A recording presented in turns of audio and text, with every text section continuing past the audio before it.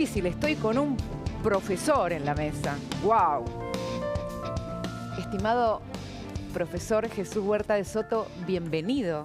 Muchas gracias por la invitación y para mí es un honor, pues creo que fue de presidencia, insistieron, hombre, aunque no acepta usted nunca entrevistas, ya que viene a Argentina, y me dieron a elegir, me sugirieron varios y yo elegí el horario que me venía menos mal, que era por la tarde.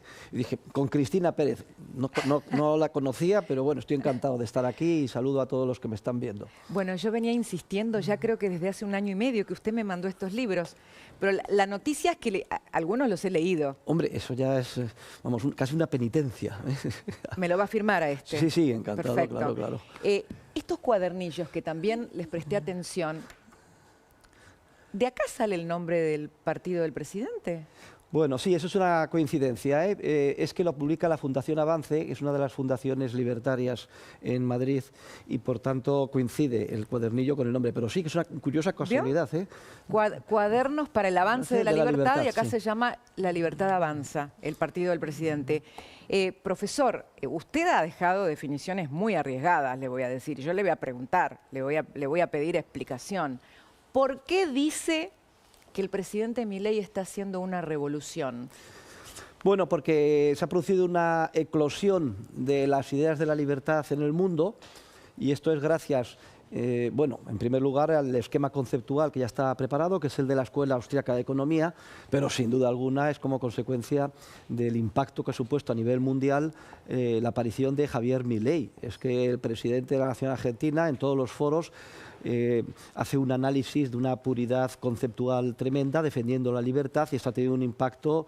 Vamos, yo nunca pensé que en vida iba a ser testigo de lo que estoy viendo. Ya el término, por ejemplo, anarcocapitalismo... ¿Lo inventó usted, como dice el presidente? Bueno, digamos que yo lo popularicé. Ajá. El término ya estaba inventado por Murray Rothbard, con el que yo traté y que fue el gran teórico de la libertad, él a su vez discípulo de Ludwig von Mises.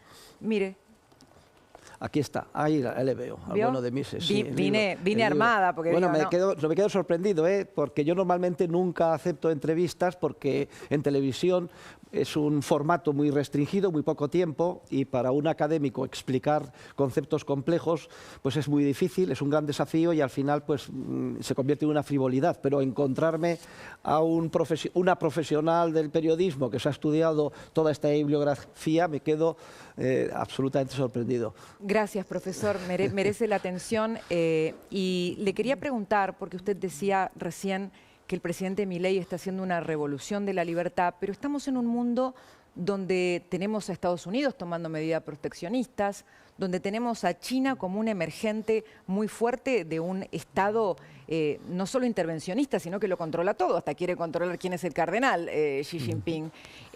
¿Cómo conjugamos esto con esta aparición de Milei en el escenario y con esto que usted llama revolución? Bueno, a mí, yo estoy especializado, yo soy profesor, a mí lo que me interesan son las ideas. El presidente Milei ya ha triunfado, en el sentido de que ya ha introducido las ideas, y una vez que las ideas están ahí, pues son imparables, sobre todo con los jóvenes, es increíble. Y los jóvenes el día de mañana serán los que asumirán la responsabilidad, ¿no? Y las ideas son las que mueven el mundo, y por tanto tenemos que ser muy optimistas, porque en España utilizamos mucho el lenguaje taurino. Aquí no tienen ustedes los toros, ¿no? Decimos, no, pero somos descendientes de bueno, españoles, pues se dice, ya está el toro en la plaza, y por tanto es imparable, el toro de las ideas. Luego, yo entiendo que a la gente normal y aquí a ustedes, etcétera, les interesa pues la política de cada día. Claro. Sí, pero por encima de eso está la teoría, los principios morales, el conocimiento científico, y esto es lo que tenemos que ir avanzando, porque en última instancia se filtra por toda la sociedad y termina impulsando la evolución de los acontecimientos por el buen camino. Usted, me imagino que viene siguiendo la gestión económica del presidente y que eso lo ha llevado a hacer un pronóstico para Argentina acerca de lo que viene, porque ha hecho un pronóstico muy optimista. Quería preguntarle eso. Se nota que Cristina me quiere llevar al terreno de la política argentina.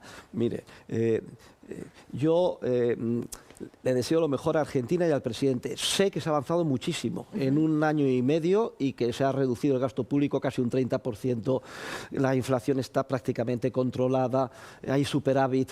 Todo esto es importante, pero que sepan que a mí lo que me interesa no es estos resultados concretos prosaicos, sino que me interesan las ideas, la teoría. Esto es lo importante, ¿eh? Usted hablaba en ese pronóstico, que es lo que a mí me llamó la atención, del caso de la Alemania de posguerra, como ejemplo de medidas de cierta disciplina y rigor económico en un país que estaba totalmente devastado, y me imagino devastado no solamente por la guerra o la situación económica, los antecedentes inflacionarios, sino también por la devastación moral, ¿no? Sí, sí, sí. Y me pareció muy interesante y le pido que nos cuente también ese caso y por qué usted hacía un paralelo. No, esto además lo pueden leer, está escrito. Ludwig Erhard publicó un libro al respecto que se titula Libertad para todos, lo explica con todo detalle. Alemania estaba arrasada, eran ruinas, y precisamente las potencias ocupantes, lideradas por Estados Unidos, aterrizaron con unos expertos que lo que aconsejaban era regulación, Estado, precios máximos, cartillas de racionamiento. Pero afortunadamente Adenauer pues nombró ministro de Economía a Erhard, que había estudiado en la Escuela Austriaca de Economía, y en contra, y sin que lo supieran, los gobernadores militares aliados, liberalizó todo de la noche al día. Y la verdad es que estuvo a punto de jugarse el cargo, pero fue tan evidente el resultado positivo que se tuvieron que callar los norteamericanos, los ingleses y los franceses. Y ese es el comienzo, esa liberalización de la economía. Desde luego, cuando eliminaron toda la intervención, es que literalmente de debajo de las piedras surgieron múltiples mercados llenos de patatas, mantequilla, leche, etcétera, que parecía que no existían, ¿eh? Y digo que es el comienzo de lo que se conoce con el nombre de Wirtschaftswunder en alemán, el milagro económico alemán. De hecho, en 5 o 6 años, Alemania, destruida por la guerra y recibiendo mucha menos ayudas del Plan Marshall, como es lógico, que Francia e Inglaterra, ya superó a Francia e Inglaterra. Pero eso fue porque Francia e Inglaterra eligieron partidos políticos que llegaron al poder, socialistas, que llevaron a cabo un programa de intervención atroz. ¿Y usted pronosticó un milagro argentino con este ejemplo? Bueno, yo lo que he dicho es que resulta que el presidente de ustedes, que además es una persona de mucho corazón, yo estoy muy sorprendido porque le he tratado personalmente ahora más y creo que son a ustedes muy afortunados, que además es una persona que se emociona, llora, es una cosa increíble, ¿no? Pues es muy, yo digo, pecas de pesimista, Javier.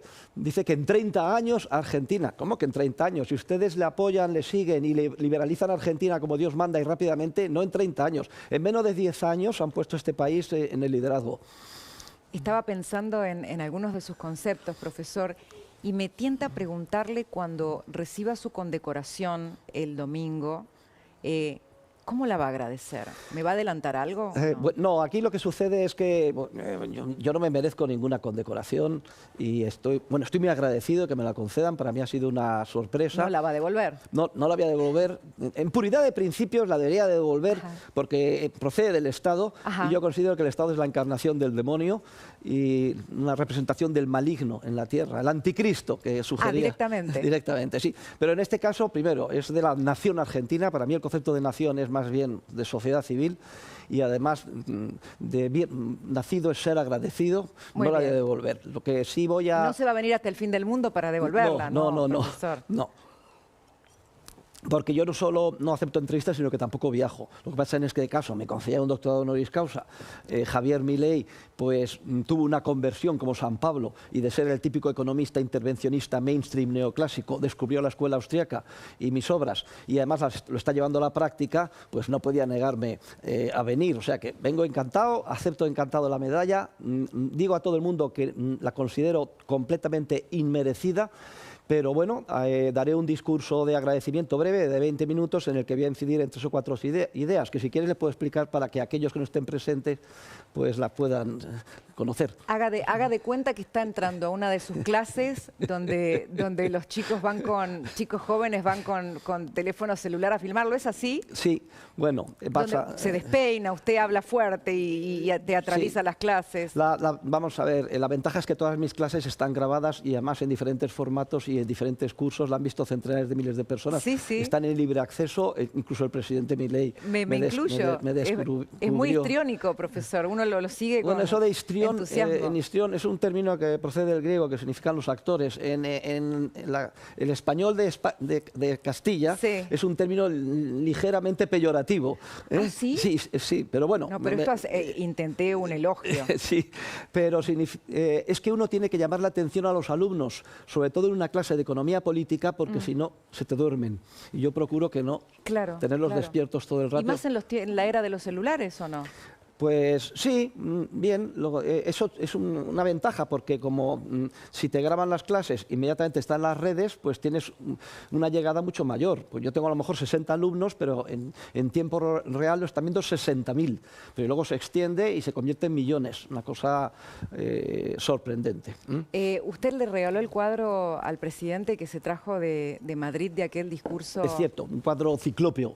Lo estuve el otro día viendo en la Residencia de los Olivos y dije, no me acordaba que esto fuera tan grande, Javier, de 3 metros, debe ser 3,5 metros por 2.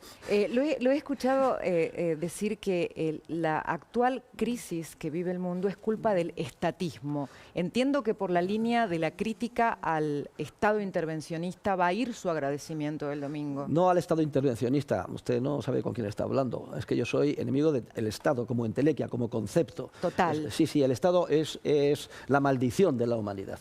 O sea, la historia del género humano es una historia de sometimiento y servidumbre al gobernante y poquito a poquito surgió espontáneamente el comercio libre y se ha abierto mínimamente la ventana de la libertad ayer, dio lugar a la revolución industrial y esto a una prosperidad, pero inmediatamente los estatistas han vuelto a la carga. No es la crisis actual, es la crisis social, digamos, de todos los tiempos, la lucha de la libertad frente a la coacción sistemática o violencia sistemática de los estados o gobiernos. ¿Es importante la batalla cultural, profesor? Sí, por batalla cultural entienden ustedes el estudio y la divulgación de las ideas de la libertad es vital. Y aquí es donde digo que ya ha triunfado el presidente Milei, porque es que ha llevado la agenda, pero a nivel mundial. Ustedes no son conscientes, quizá desde Argentina, y es normal, están más distraídos por la política del día a día, pero es que a nivel mundial, desde el discurso de Davos, la ONU, etcétera, es que en cada oportunidad el presidente Milei ha aprovechado para dar una clase científicamente muy fundamentada sobre lo que es la libertad y la necesidad que tenemos de ella. ¿Qué es la motosierra?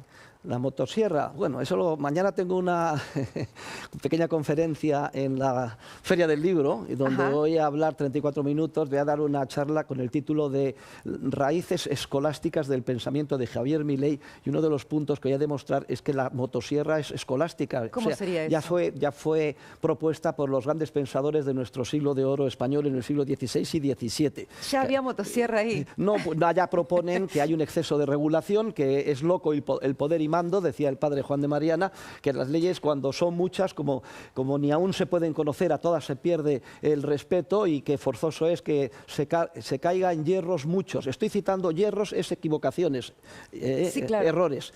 Estoy citando porque ellos escribían en español del siglo XVI y que por tanto que hay que meter la motosierra y quitar regulación. Por ejemplo, en España el año pasado hubo 1.350.000 páginas de regulación, más de la mitad de ellas procedentes de la Unión Europea, para que se hagan idea. No alcanza una motosierra ahí, pero la motosierra no es solo cortar regulación, también es cortar gasto público. Y también el padre Juan de Mariana lo decía, que el gobierno se dedica como una bola de nieve a gastar cada vez más subsidios, gastos bélicos, etcétera, y hay que cortar el gasto público, cosa que sí que ha hecho, desde luego, Javier Milei con un éxito extraordinario en su país. Cuando agarré su libro Estudios de Economía Política, pequé de no ser cronológica. Me fui al índice y busqué crisis e inflación. Sí. Por acá lo tengo marcado. Y me encontré con la escasez de dinero y con la posición contraria a crear dinero o a la expansión ficticia del crédito como las bases que usted ponía para lograr desinflación y también para prevenir crisis y preparar el terreno, si permanecía la disciplina fiscal, para el crecimiento de la sociedad. ¿Lo podría contar esto a la gente Uy. en términos simples? Porque creo que es parte de lo que está haciendo, Milei coincide, por supuesto. Bueno, la primera cosa es que la inflación a nivel popular se entiende por ella el crecimiento de los precios. No es así. Lo que se infla es la cantidad de dinero en circulación, lo cual tiene un efecto, a igualdad de circunstancias, y es que, bueno, cuando hay una muy buena cosecha de patatas, el precio de las patatas tiende a bajar, ¿no? Bueno, pues si crece mucho la oferta de dinero, que es la inflación, lo que se infla, el precio del dinero tiende a caer. El precio del dinero es su poder adquisitivo. Lo que sucede es que el poder adquisitivo de la unidad monetaria cae. Cada vez compra menos. Y entonces esto se visualiza, lo ve la ciudadanía, como un aumento de los precios nominales. No es que los precios suban, no, es que el poder adquisitivo de la unidad monetaria está cayendo como consecuencia de la inyección tremenda. ¿Y cómo se inyecta el dinero? Pues desde que se nos robó el dinero de verdad, que era el oro, y se sustituyó por papel moneda y medios fiduciarios creados por el Estado, el dinero se inyecta bien monetizando el déficit público, se gasta más por el gobierno de lo que se ingresa y se imprime dinero para pagar la diferencia, era la monetización del déficit, que es lo que ha parado el presidente Milei, y también se inyecta, que es el procedimiento tradicional, por el sistema bancario privado que opera privilegiadamente con una reserva fraccionaria. Esto también es una cuestión muy sutil, pero la gente no es consciente de que la mayor parte del dinero está creado por este procedimiento. O sea, usted deposita dinero en el banco a la vista y el banco, en vez de mantenerlo, con eso lo presta a otro e inmediatamente duplica la cantidad de dinero. El depositante, su saldo lo tiene, que es el que ha depositado en el banco, pero simultáneamente hay otra persona que lo ha recibido. Además, esto en cadena. De hecho, en todos los países occidentales, las 9/10 partes del dinero creado son por este procedimiento. O dicho de otra forma, solo una 10ª parte del dinero está materializado en papel moneda y moneda fraccionaria, papel. Pero el resto es todo asientos contables creados por la nada de la banca. Y por eso esta mecánica de la escasez del dinero debería funcionar para la desinflación. Bueno, por esto, una vez que sea... Esto ya es para nota, le voy a poner a usted sobre excelente matrícula de honor. Una vez que ya se ha eliminado la creación monetaria vía monetizar el déficit, el siguiente paso es impedir que la banca genere de la nada dinero, lo cual exige establecer un coeficiente de caja del 100% para los depósitos a la vista y equivalentes, con lo cual ya los bancos no pueden crear de la nada dinero. Se tienen que limitar a ser meros intermediarios financieros, es decir, prestar lo que se les haya prestado a ellos. Esos depósitos a plazo, pero que sean a plazo de verdad, no depósitos a la vista. Profesor, ¿sabe que en una de las notas que... Nunca pensé que en directo íbamos a dar una clase de teoría monetaria y bancaria como la que esta distinguida señora me está forzando a dar. Choque los 5, ¿cómo se dice? Bueno. Profesor, leí por ahí que en su análisis de la caída del Imperio Romano, usted habla de la inflación y del populismo. Parece que Roma tenía problemas parecidos a la Argentina. ¿Cuál es su reflexión sobre el populismo? Es que esto se repite, pero no solo en Roma, en Grecia, etcétera.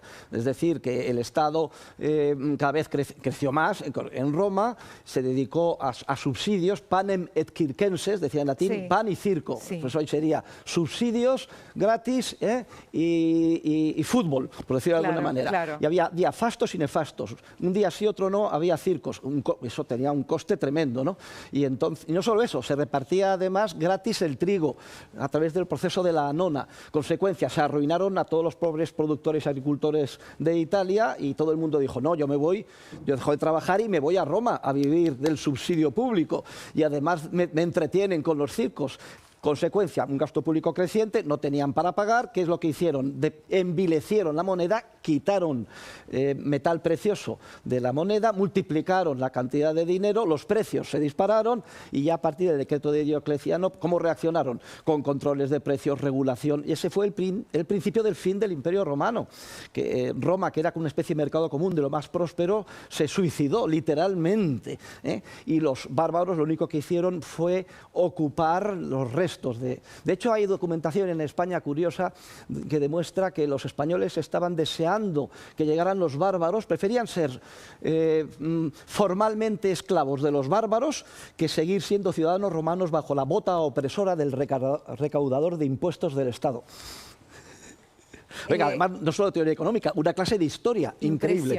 Impresionante. Profesor, ¿cómo fue para usted en lo emocional el encuentro con su discípulo, pero ya como presidente? Bueno, el principal shock emocional ha sido el otro día, porque yo no di ninguna entrevista. Luego me piden, por favor, que aproveche el viaje, acepto la suya. Luego, entre medias, justo la semana antes de venir, que no, que vaya a otra cadena con otro periodista, su colega Antonio Laje. Yo, que no, que no.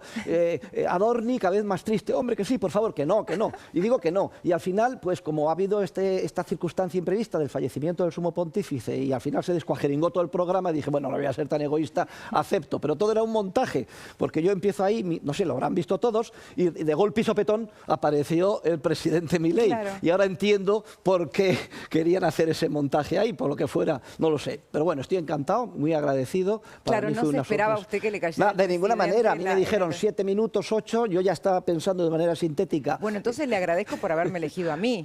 Bueno, claro, claro. Pues le elegí, pero muy bien. Pero fue, eligió bien. No la conocía, pero me parece, estoy encantado. Profesor, usted habla de los impuestos de una manera muy particular que quiero tomar sus palabras, porque viene de Chile, donde estuvo con otro político que también ofrece ideas libertarias, y habla de los impuestos cuando no se establecen con el consenso de la gente como una forma de la tiranía. Sí.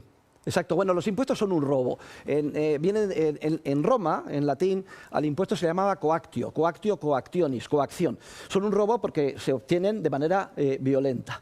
Hay una serie de teorías. Los escolásticos del siglo de oro, encabezados por Juan de Mariana, exigían que los impuestos fueran aceptados por los ciudadanos. Y en el caso de la inflación es un impuesto, además el impuesto peor de todos, el que más daño hace a los más pobres, vulnerables y desvalidos. Un impuesto terrible, la inflación. ¿no? Imagínese si lo sabemos, que venimos de estar ahí en el récord, en el top. Pero aparte de ser un impuesto que es muy perjudicial, resulta que es un impuesto que no es votado por nadie. Entonces los escolásticos establecieron que aquellos impuestos que se establecen y que no han sido aceptados por los ciudadanos son un acto de tiranía. Y Juan de Mariana, que desarrolla la teoría del tiranicidio, llega a la conclusión no solo que se puede, sino que además se debe asesinar, y es lícito, al tirano. Consecuencia, todo aquel que participe en la monetización del déficit público general de inflación, según los escolásticos de nuestro siglo de oro, que eran catedráticos de teología, etcétera, deberían de ser degollados. Eso es, el presidente Milei es muchísimo más dulce, porque él ha propuesto que no, que sean procesados y reos de un delito imprescriptible e ingresen en prisión. Se ha avanzado mucho, a mí me parece que aquí peca de suave Milei. Bueno, ¿y usted qué consejo le ha dado? ¿Le aconseja dolarizar? ¿Le aconseja cerrar el Banco Central? Yo no doy ningún consejo a nadie, porque esto es cuestión de los políticos. Una cosa, yo me muevo en el mundo de la teoría. Lo importante es que la gente sepa, primero, que el Estado no es necesario, a pesar de que hemos nacido en un entorno estatal, se nos ha lavado el cerebro con la educación y además identificamos mucha serie de servicios que son vitales, como hospitales, carreteras, etcétera, que hoy los proporciona malamente a un coste muy alto y de manera inmoral el Estado, pero como los proporciona el Estado, de ahí deducimos, y es normal, que el Estado también es necesario. Gravísimo error. Si no existiera el Estado, tendríamos hospitales, carreteras, orden público y justicia igual, ¿cómo? Mucho mejor, más baratas y además moralmente financiadas. ¿Cómo? Bueno, esto, oiga, es que luego me dices... Mire, ni siquiera podemos saber la creatividad empresarial inmensa que se pondría en marcha para solucionar los problemas conforme fueran apareciendo. Sí que tenemos muchos indicios de cómo sería, porque sabemos cómo funciona el arbitraje, etcétera. El Estado, en primer lugar, lo que sabemos es que no es necesario. La segunda idea es que el Estado es teóricamente imposible, o mejor dicho, el estatismo, en el sentido de que el Estado no puede cumplir aquello que promete. Profesor, usted habla siempre con el optimismo de los liberales, de la creatividad y la capacidad humana.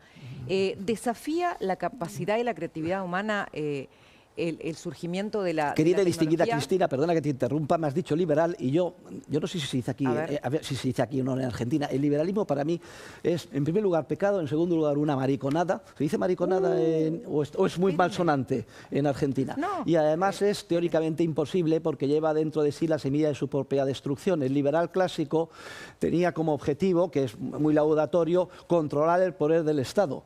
Y sí, controlar el poder del Estado limitándolo, etcétera, pero eso es un objetivo imposible. Una vez que existe el Estado, hemos ya descubierto los teóricos de la economía que es imposible limitar su crecimiento. Acá leí esta nota, Principios Básicos del Liberalismo, donde cita a Pericles. Bueno, también. sí, pero vamos a ver, esta la escribí antes de mi conversión al anarcocapitalismo. Pero no me diga. Iba a decir que la única posición coherente con la naturaleza del ser humano es la anarquía de propiedad privada, el capitalismo libertario o el anarcocapitalismo. Es el término que yo he popularizado. O sea, afuera. No, no necesariamente. Es que me pidieron... a mí me gustó, ¿eh? Con motivo del quinto centenario del descubrimiento de América, Sí. me pidieron que hiciera un artículo sintético sobre los principios del liberalismo y es este. Y está muy bueno lo que cita de Pericles, Sí. me gustó Bueno, mucho. hombre, claro. Pero cuidado con Pericles, que también era un estatista tremendo, ¿eh? ¿Con qué personaje histórico compararía a Milei? Pues esa pregunta no me la ha hecho nadie. Es una cuestión curiosa. Yo creo que es de una originalidad histórica única, porque una persona que combina... porque Milei no es político de profesión, No. Él es economista, que además ha descubierto la escuela austríaca y domina perfectamente todo el armazón intelectual de la teoría económica, de la concepción dinámica del mercado de los austríacos, y que luego ha decidido también dedicarse a la política, lo cual es muy difícil, porque el socialismo, o mejor dicho, el estatismo, porque aquí son igual de socialistas de los de izquierdas que los de derechas, Sí. solo hay pequeñas diferencias de grado o dónde quieren llevar la agenda de la intervención, o sea, esto es un poco más duro, pero los mismos perros con distintos collares. Pero él se ha lanzado a la arena política para, teniendo en cuenta todas las restricciones de la realidad, modificar esto, curar al enfermo, que somos todos nosotros, de la drogadicción del Estado. ¿Saben lo difícil que es sacar de la droga a un hijo adicto? Pues mucho más difícil es sacar de la droga del estatismo a toda la ciudadanía que de alguna forma es drogodependiente de los subsidios del Estado, de las pensiones. Es que el Estado es perverso. Te da la droga, es como alguien perverso que dice toma la heroína y entonces ya te hace dependiente y ya como consecuencia de eso ya dependes del Estado de por vida. El clientelismo.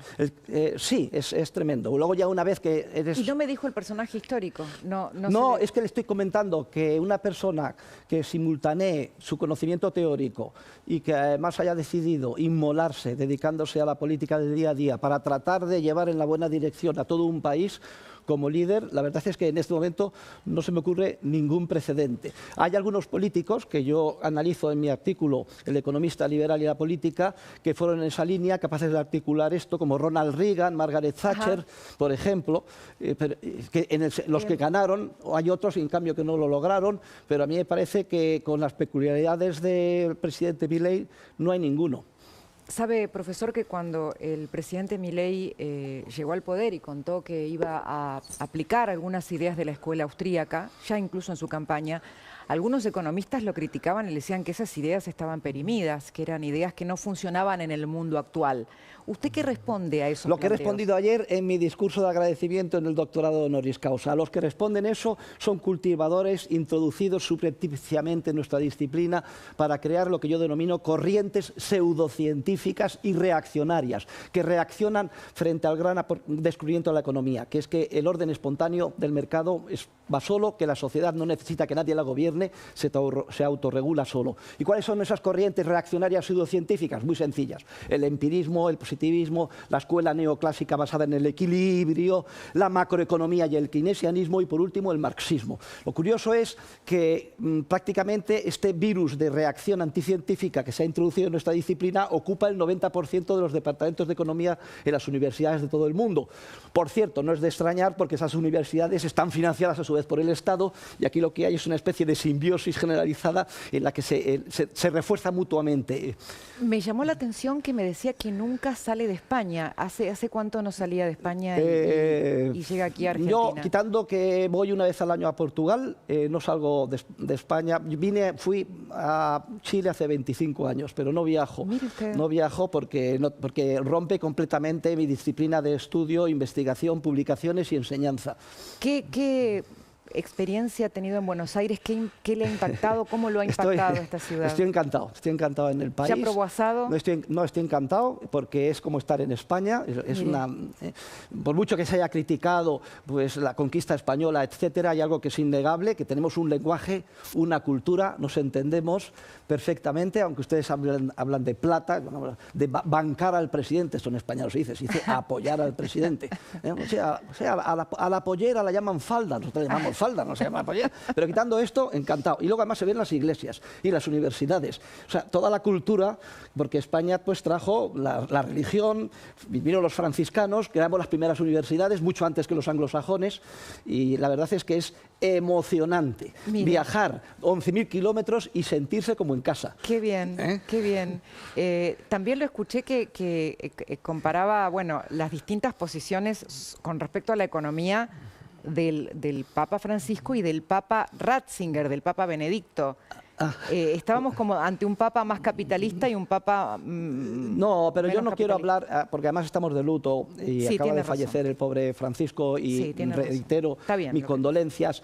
Simplemente indicar que, bueno, no es misión ni obligación de los papas saber teoría económica. Lo único que pasa es que tienen un eco tan grande que deberían de ser más prudentes a la hora de hacer alguna manifestación que pueda ser malinterpretada. Pero desde luego la genialidad del Papa Ratzinger es tremenda. Él tiene un libro, Jesús de Nazaret, y en el volumen 2, precisamente comentándola, dice, ahora vamos a ver la tentación más grave, la tienen ustedes en el versículo 5 del capítulo 4 de San Lucas, ¿no? Escogen a Jesús, lo lleva a una cima y dice el demonio a Jesús, observa todos los estados de la tierra, cuyo poder me ha sido concedido, yo lo entrego a quien quiera, te los ofrezco si me adoras. Y dice Ratzinger, esta es la peor tentación, la que somete a la humanidad el diablo, que a través del Estado que encarna su maldad nos tienta, porque los estados siempre se presentan como bienhechores, ¿no? Dice, nunca el diablo no es tan tonto como para hacernos adorar directamente al maligno, sino que presenta algo muy atractivo, y esa es la gran tentación del Estado. Subvenciones de todo tipo.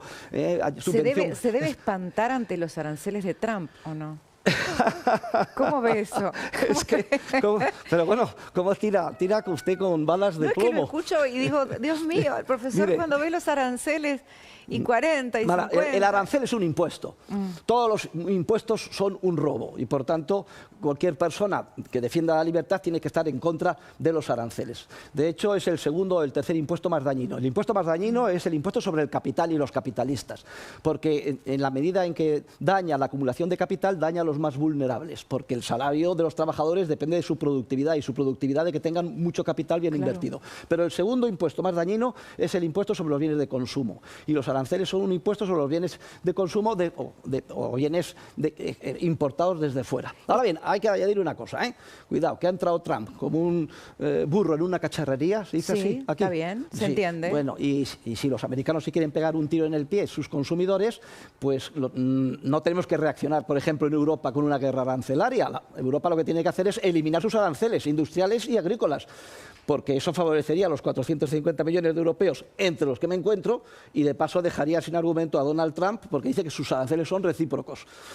Pero hay mucha hipocresía, porque es que ahora dice la presidenta de nuestra comisión, Von der Leyen, que se da cuenta, que se acuerda ahora de que los aranceles en Europa a los coches americanos son 4 veces más altos que los de América a los europeos, y ofrece bajarlos a buenas horas, mangas verdes. ¿Dicen ustedes esto aquí? No, eso no lo tenía. No lo dicen. Bueno, pues profesor, ya tengo que saludarlo, la verdad. ¿Nos ha dado una clase de anarcocapitalismo o no? Hasta se ha sentado a escucharlo su alumno. Sí. Bueno, hay un mensaje que voy a dar el domingo, que quiero dar a toda la nación argentina para despedirnos, y es que los grandes próceres de la patria argentina, empezando por San José y por ejemplo, el gran constitucionalista Juan Bautista Alberdi, iniciaron una revolución liberal contra el antiguo régimen. El mensaje mío es que esta revolución liberal tiene hoy su continuidad en la revolución anarcocapitalista del siglo XXI, y además uno de sus principales protagonistas en el presidente de su nación, Javier Milei. Gracias, profesor, por visitarnos. La verdad, le agradezco muchísimo porque sé que no ha dado notas en 40 años y acá hemos tenido la insolencia de romper esa tradición. Pero fírmeme sí, claro, se lo este firmo libro yo, claro, y este también, si no le molesta. Con mi pluma y además con la Yo le voy a mandar para su señora Sonsoles mi libro, que yo escribo sí, novelas. qué bien. Bueno, ya ha escrito usted también un libro. Ya tengo 5. Cuidado. Bueno, pues es que claro, esto de escribir libros es un vicio, que tener mucho cuidado. Ahí está, nos firmamos mutuamente que ella lo está acompañando, así que sepa que me he acordado de ella. Muchas gracias. Ahí está. Y está situado en el Renacimiento, que es un tiempo muy bonito para la libertad. ¡Ay, qué preciosidad! Ahí está. Hoy es 25, ¿no? 25 de abril, sí. Vale, pues para Cristina Pérez, con afecto. Un placer. También. Un placer. Muchas gracias. Creo que ese es el preferido de Milei, el que te está Tiempo de tomando. renacer, la vida de dos mujeres. No, el suyo, digo. Ah, ese. bueno, el mío. Sí, no, el mío no creo que lo haya leído. Ahí está, y me quedo con cuadernillos acá, incluso con este que me lo ha vetado. Pero le voy a hacer la firma de John Hancock. ¿Sabe usted qué es esto? A ver.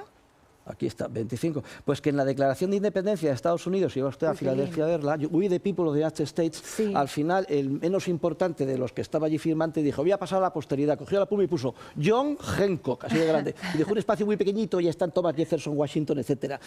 ¿Cuál es su línea favorita de la Declaración de...? Bueno, eso, la Declaración fue una revolución, lo que pasa es que hubo luego una contrarrevolución y fue traicionada por la Constitución norteamericana, que no ha sido capaz de parar el estatismo en Estados Unidos. Muchas gracias. Profesor Jesús Huerta de Soto. Me ha dejado destrozada esta mujer. No. Gracias. Muchas gracias, amigos. Mientras el profesor... nos ha ido bien, me dicen que nos ha ido bien, nos ha ido bárbaro. Lo vamos a invitar seguido. Edesur está enfocado en mejorar poniendo todo su esfuerzo y los recursos